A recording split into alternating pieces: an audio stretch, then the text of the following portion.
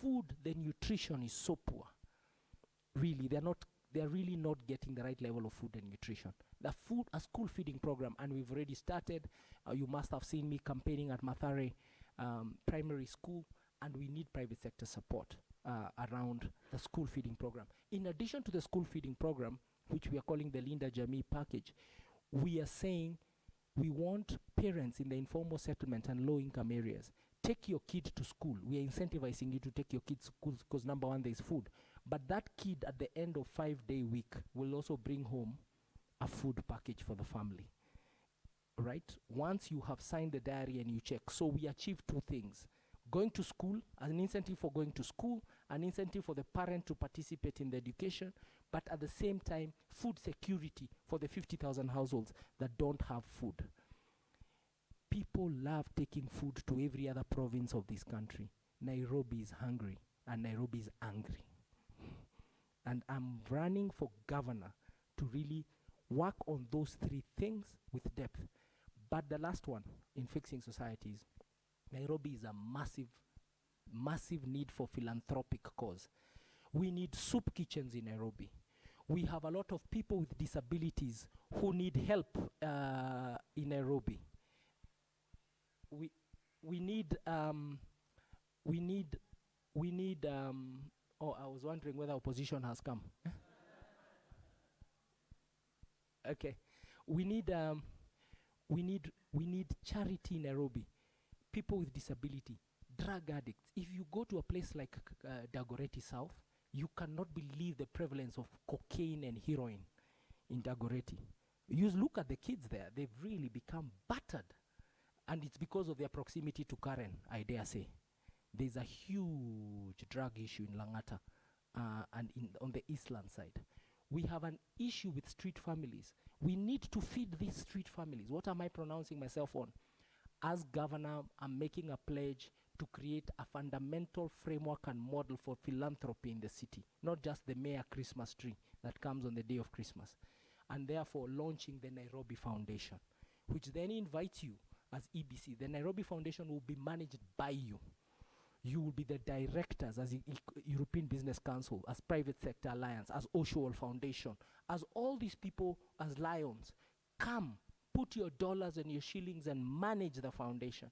We give you a framework that rewards you back through tax incentives, massive discounts in your business permits. We shall, I can't pronounce myself on all the detail of draft of incentives we shall give to you so that you help us really solve this issue and we become a city that cares.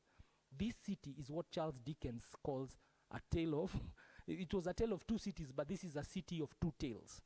A tale of hope, inspiration, going forward, which is sitting here today at Move and Pick, but there's also a tale of depravity, desperation, anger, resentment, which our competitors have tapped into and created a movement with a very bad name. And they are running on it. They've made it a political platform.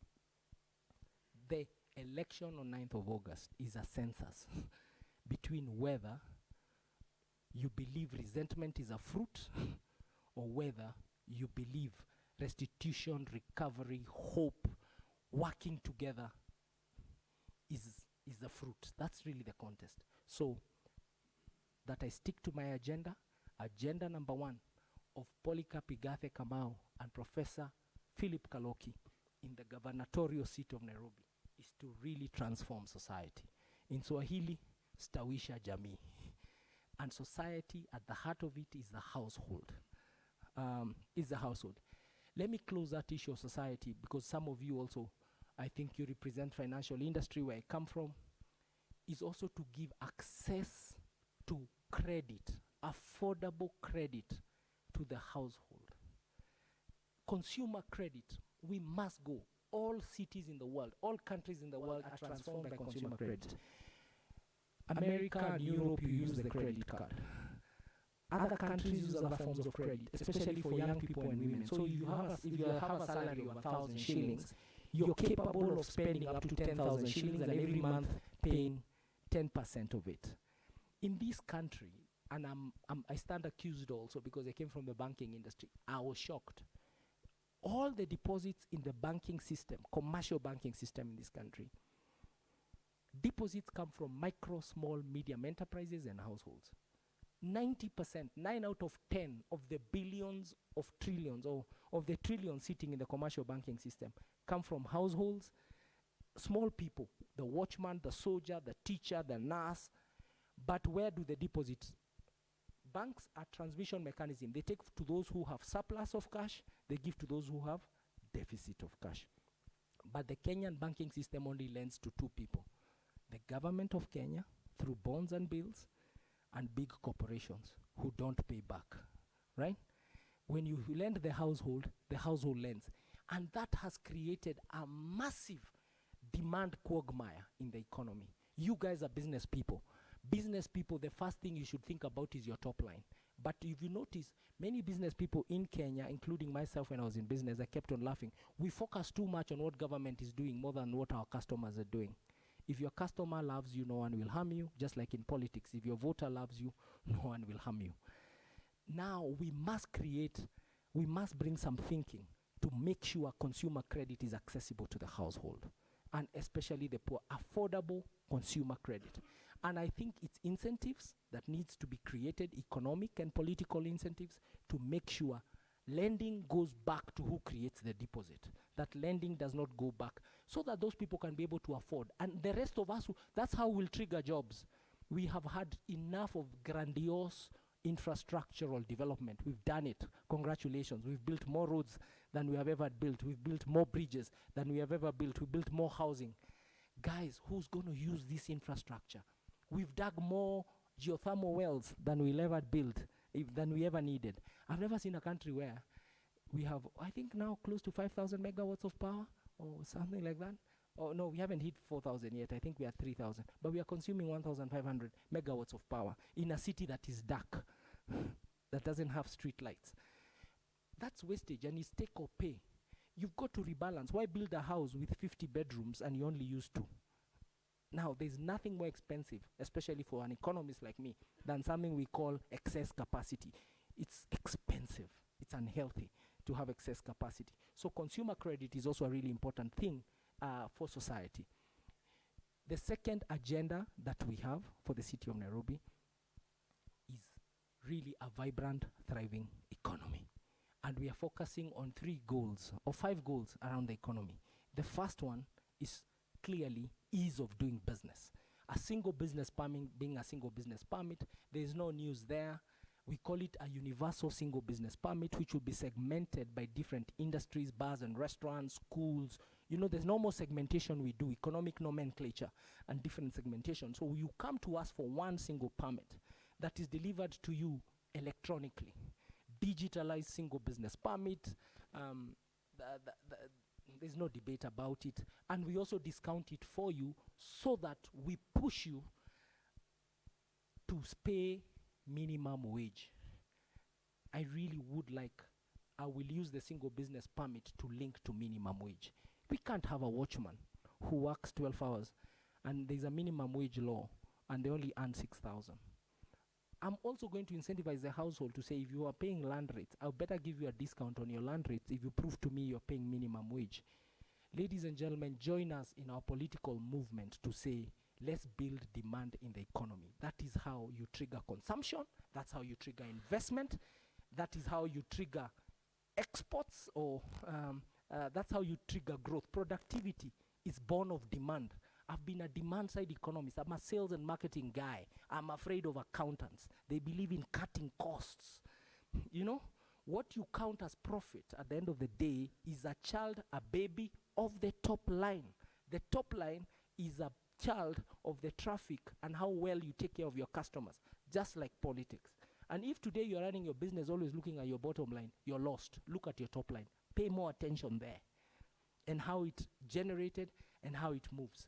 And that's what we want to do in politics, to really trigger demand in the economy. How do we do that? Minimum wage, consumer credit, household credit, and we will now move. We should be able to move. And you can see this is not just a task for the city county. It's also a task for the city county working with the national government. That was the reason why I went into politics in 2017. Kibaki ruled without Nairobi. Nairobi was chaotic. because it was an ODM versus PNU fight then, right? For 10 years, Kibaki was not responsible politically for Nairobi, Kisumu, Mombasa. It was chaotic. Political risk was the biggest thing you had. Political risk in Kenya has further gone down.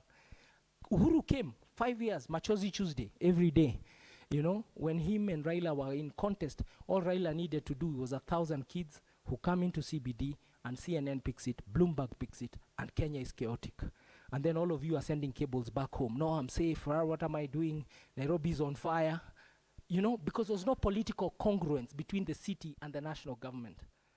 I tell you now, especially you, political congruence between the city and the national government is an imperative. Don't underestimate the strategic importance of having a president from the same party and a governor in Nairobi from the same party. If NMS is something to think about. That's why some of us sat, I thank the late Chris Kirubi, and we did a strategic study. Said, you know what?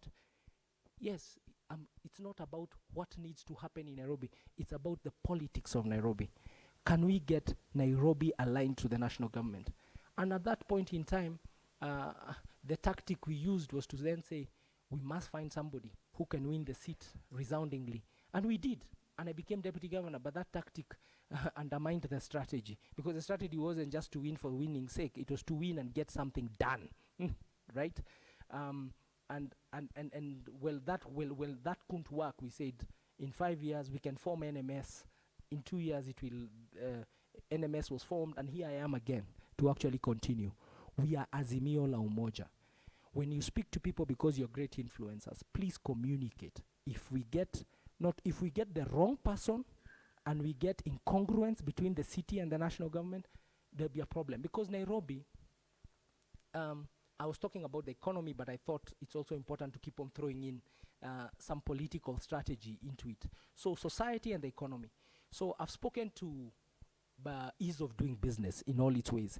Nairobi, my government is going to be a government where we are a referee in a match where we are not blowing the whistle every 2 minutes.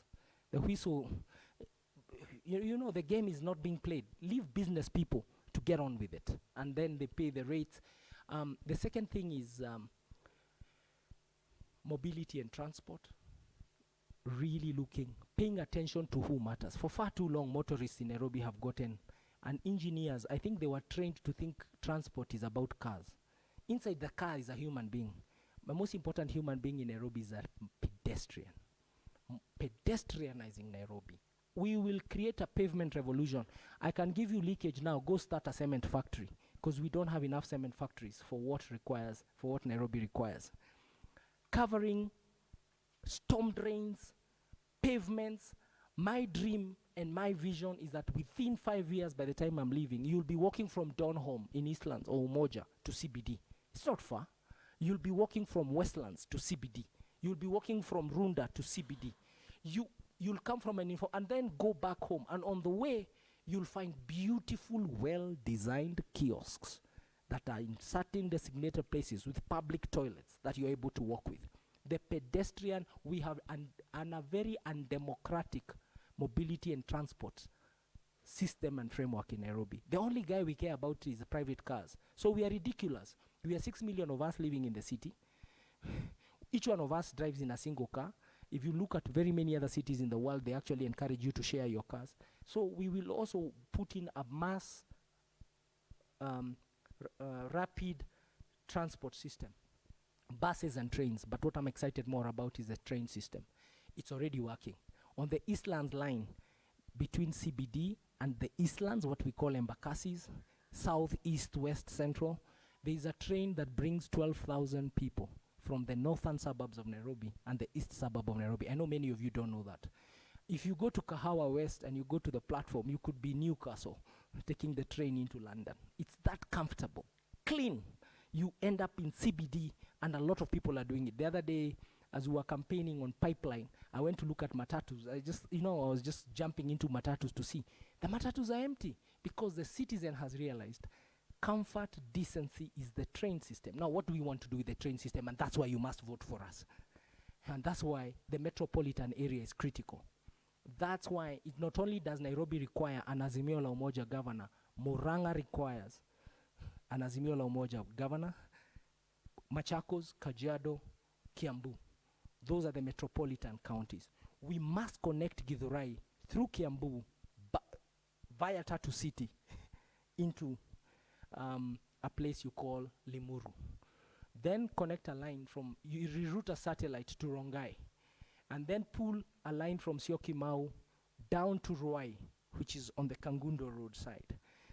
That commuter rail ring, I can pronounce to you, is bigger than the standard gauge railway economically. On a factorial, on a multiple of 10.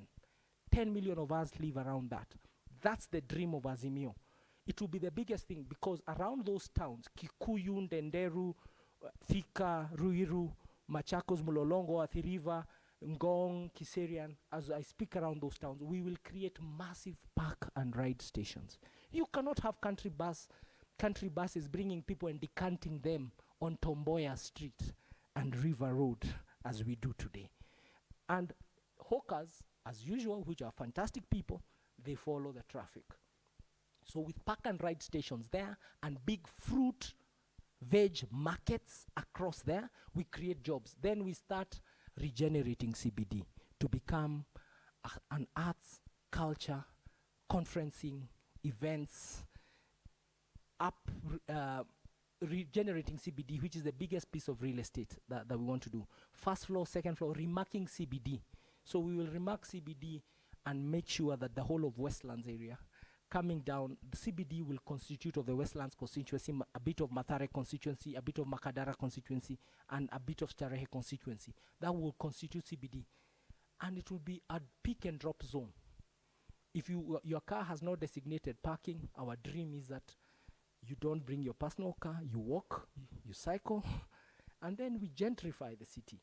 We start to see growth on the southern side of the other northern side of Tom Mboya, on that side. On the northern side of Tom Mboya to Nairobi River, going to the Ngara area.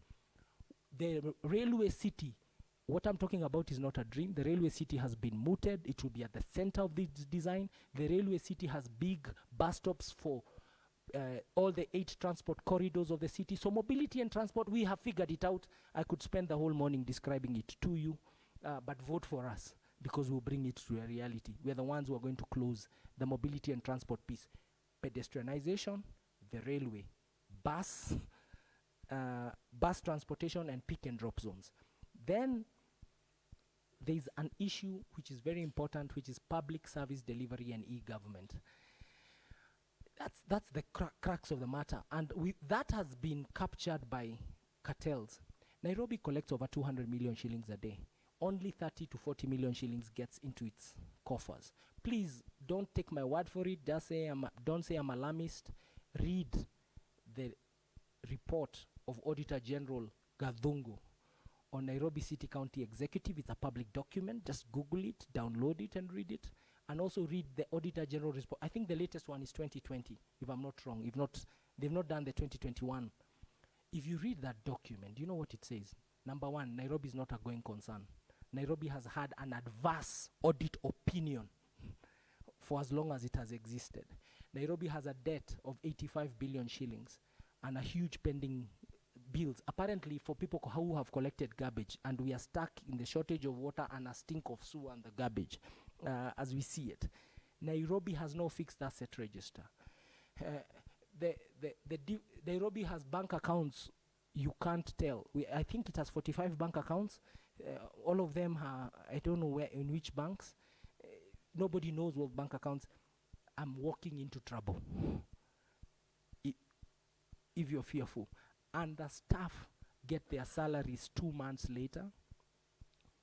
Right now they have not been paid.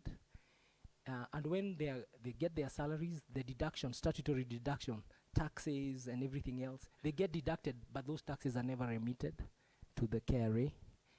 All suppliers to Nairobi City County don't pay VAT.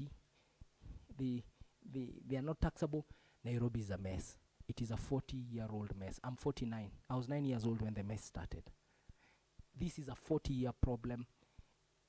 Please don't trivialize it and give it to somebody just because they are wearing the right color or they look good. Give it to somebody who is competent. This job requires competence, not confidence. And I submit to you, when I look at our competition, They suffer from the Peter's principle.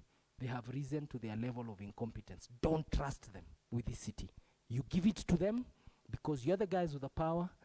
We are in trouble, all of us. This place is scuttling down the hill. Nairobi has been held back because Uhuru Kenyatta and Raila Amolo Odinga shook hands on the foot of Harambee House, which created a lot of enemies. Even his deputy wanted to shake hands with Raila so that they can attack Kikuyus. This would have been Kenyan war. And Uhuru and Raila said no. I don't know how many of you know that story. I know it. I'm telling you for free. The handshake. The handshake is the foundation of political stability in this country. And that handshake has now given birth to Azimio la Umoja, which is the resolution of unity, which has then brought 5 parties together. But that's what I'll conclude with. Ladies and gentlemen, members of the European Business Council, what am I saying? Judge me on whether I've succeeded in creating a vibrant economy through ease of doing business, and under there is building permits. Judge me based on mobility and transport and how traffic congestion and all this and pedestrianization of the city.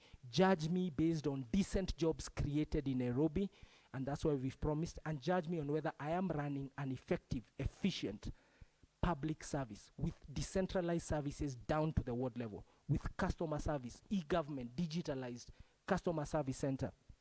Let me close there by saying, in private sector, because you understand this language, you have a shareholder, you have employees, and you have customers. In politics, you also have shareholders, you have you have employees, and you have voters. The shareholder in politics is the political party. And the biggest indiscipline in this country is the indiscipline of political parties. You go to Europe, you go to America, you have the Republicans and you have the Democrats.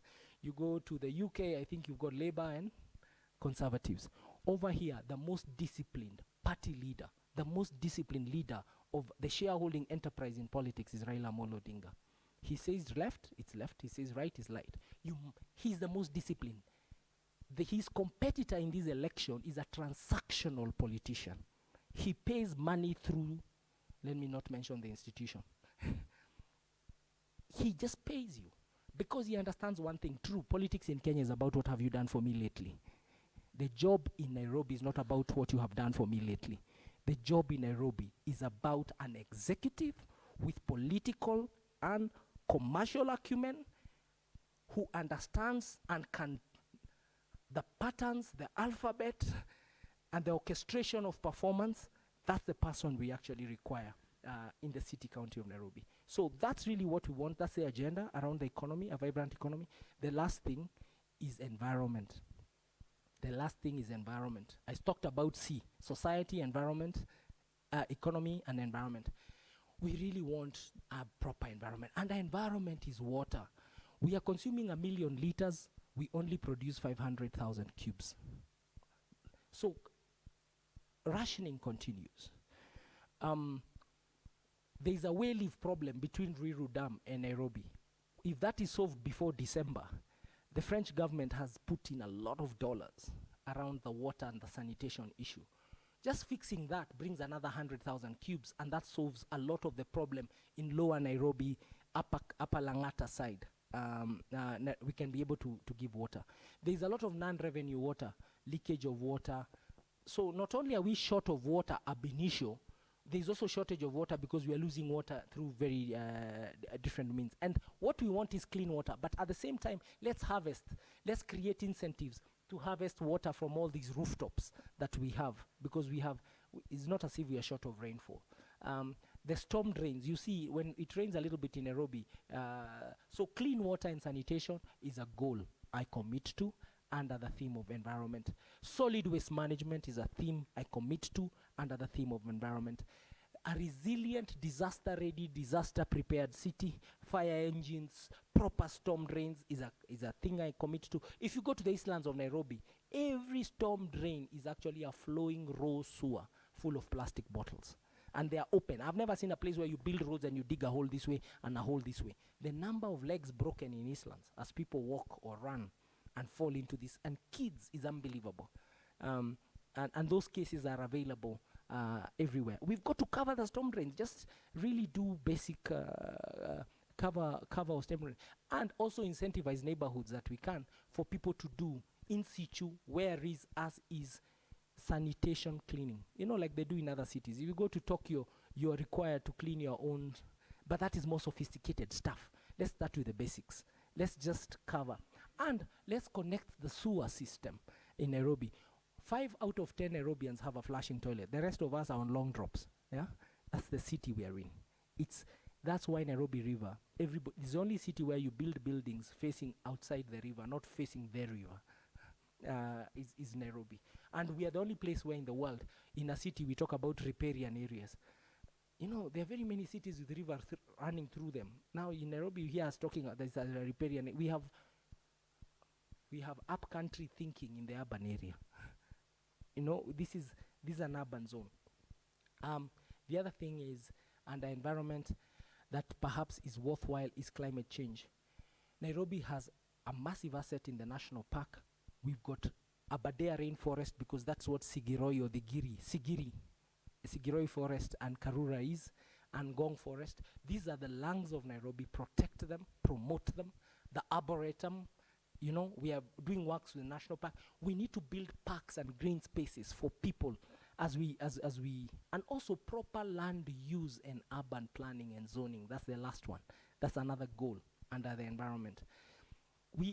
And while we are doing it, do so with an objective of containing pollution, air, noise, and water, especially air and noise. And if we do the proper zoning and we redirect, we think in 5 years, you'll start to see that pubs move back to CBD, they leave the neighborhoods through economic and social incentives, and neighborhood associations. Then there'll be a distinct where we live, where we play, where we work.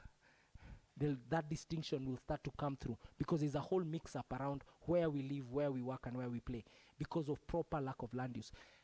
Nairobi has fantastic urban planners. I went to university, and one of the best departments of the University of Nairobi was the Department of Architecture and Design and Urban Planning. We used to call it ADD. I wonder where those professionals went. They are now working in Cape Town. You're finding them, they're designing London. It's Kenyans. In fact, I found a Kenyan who's the biggest designer of water in California, you know, in the Bay Area, in San Francisco. I said, what are you doing here? Come home and let's do stuff.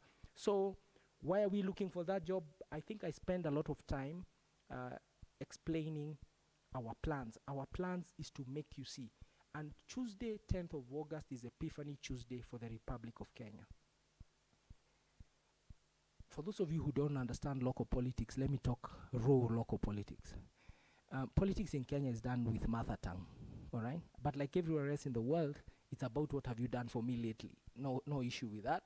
It continues to be. But in this country, we have 5 large political parties: ODM, Jubilee, Wiper, KANU, NAK Kenya, and the other one we are competing with. Those 5 parties have come and they are saying, enough, we are tired.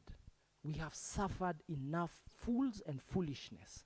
It's time to unite, we move forward.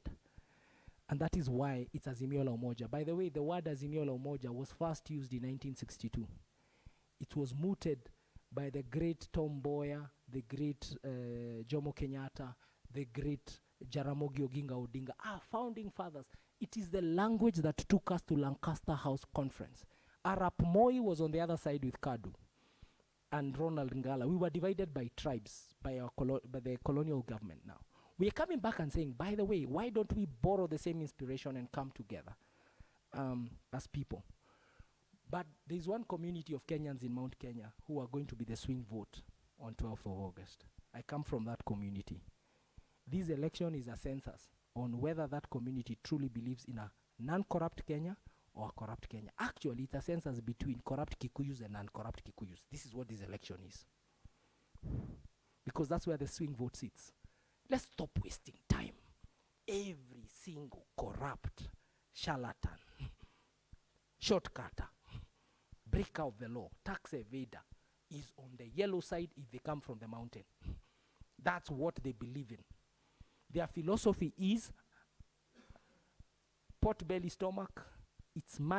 They believe in nothing else apart from themselves. And we are going to take a census. And I submit to you, the penny will drop so loudly, because you only know as somebody from the Kikuyu has voted for you after the vote is counted. The yellow side will be shocked, because there are very many decent, hardworking people who've come from a solid, normal, working class background like I have done and worked myself over the years I have worked, who are going to vote right on the ballot on the day. I'm telling you so that you stop thinking that this contest is so complicated. Everybody else has decided the way they are going to vote. The vote has been called. And that's why the number of trips to the mountain region by both parties is unprecedented. It's like a gadfly on a mound of manure. Everybody's zeroing in there. And that is what this contest is about. I also dare say it's a census between how many Kenyans truly believe no corruption versus corruption. And I also dare say the only person who can shut front corruption and go forward is Raila Amolo Odinga, and also Uhuru Kenyatta, what he has done. The biggest people who have financed the so-called rebellion, which is perceived as a rebellion, is the people who are corrupt. And I know that because the hardest years I've had as a private sector CEO were the last 10 years. Out of all the 18 years I was a chief executive officer. If we don't deal with this corruption thing, then we have a problem. What I'm closing now so that I can sit down and take your question. Nairobi and this country is like a stomach. There's good bacteria and bad bacteria in our stomach. But the bad bacteria has become salient. It has become dominant.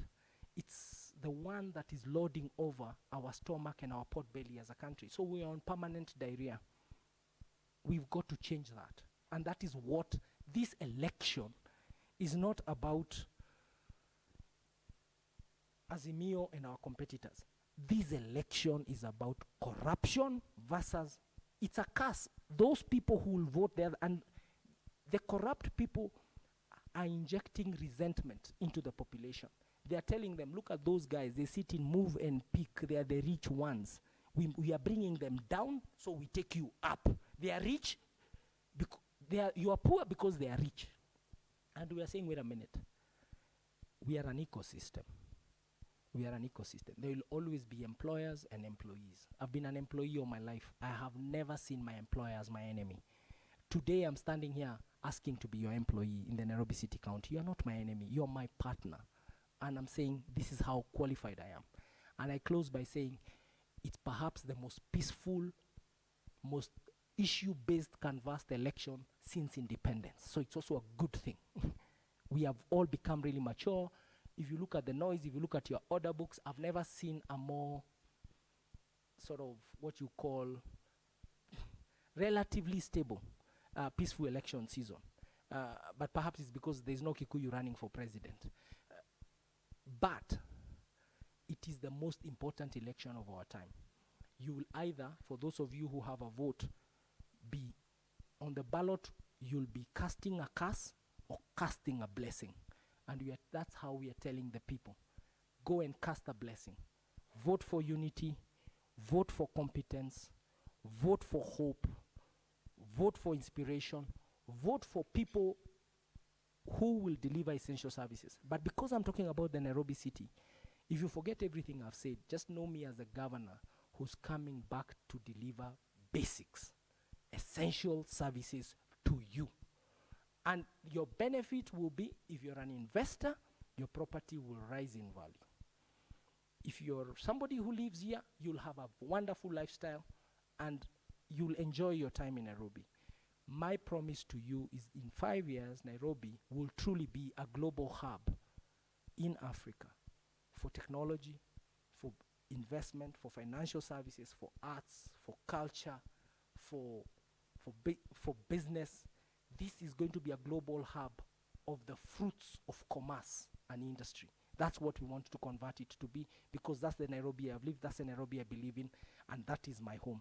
Thank you very much for listening to me. I really apologize for speaking for far too long. Happy to take your questions. Please go and find us the vote and let them know it's a curse versus a blessing that's on the ballot. Corruption versus no corruption. God bless you all. Thanks for listening to me.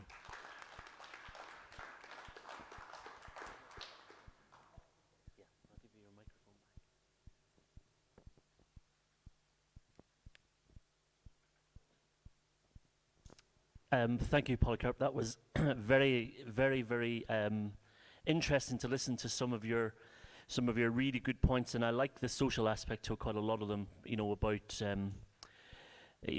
society in particular. And you're very right.